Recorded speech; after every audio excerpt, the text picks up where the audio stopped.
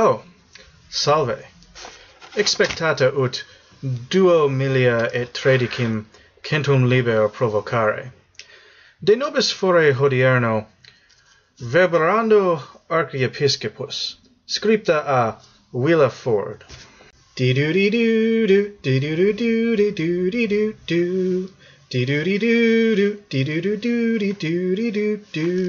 want me to do the whole thing in Latin? I'll bet if you actually speak Latin, you wanted me to quit about halfway through the first sentence. I only took one semester of Latin in college, and I didn't take a whole lot away from it, as you can tell.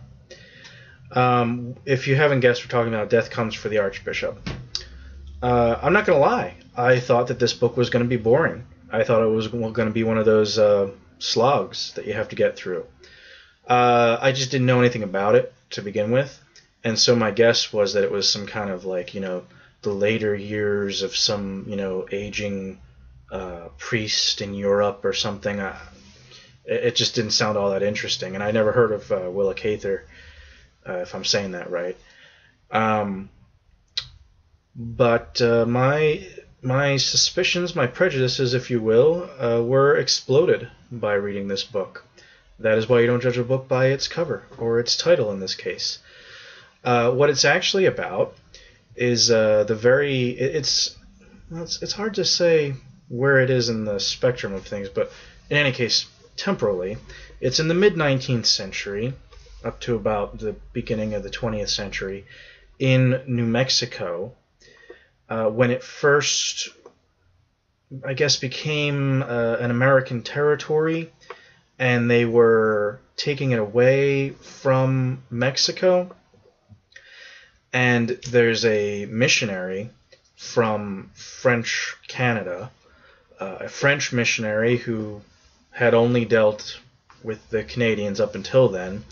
And he just kind of got this good word from a friend or his boss in Rome, and he suddenly became the Bishop of New Mexico.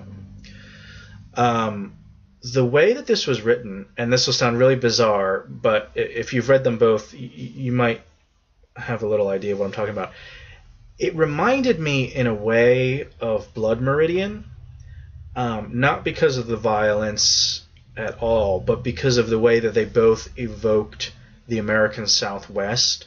The setting of Death Comes for the Archbishop, it's a character unto itself, if not the main character.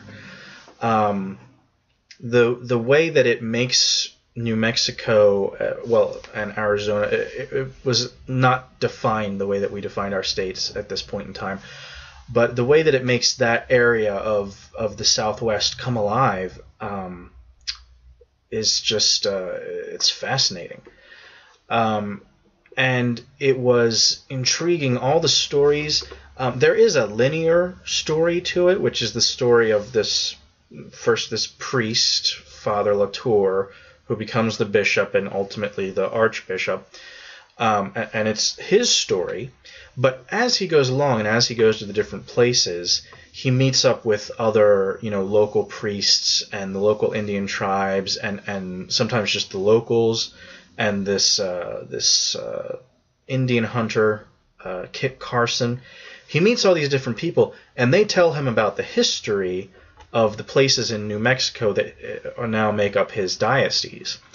And so kind of all of the interesting, fascinating stories about the church and how it, came to be in New Mexico and how it was in New Mexico at that time, and also some of the interesting stories about the saints and the martyrs, and also just the way that like the Pueblo Indians lived and the Navajo and the Mexican locals, and there was almost hardly any, I think they call them Americans in the book, gringos, white Americans. There's a couple, and they're not really significant. They all kind of either bow to the Mexican culture or they try to be ostentatious, but there's only so much ostentatiousness that you can express at this time period in history in New Mexico. But But overall, it was a fascinating read. And the other thing that I was worried about, once I had my original preconceptions destroyed by starting the book, and you start to really care about Father Latour, because he's a saintly figure. I don't believe he's a real person. I believe he's maybe a composite of several real people. But he's what you want a priest or a bishop to be, and especially a missionary, someone who respects the local culture, is intrigued by the local culture, wants to stand it up, really wants to take care of his people.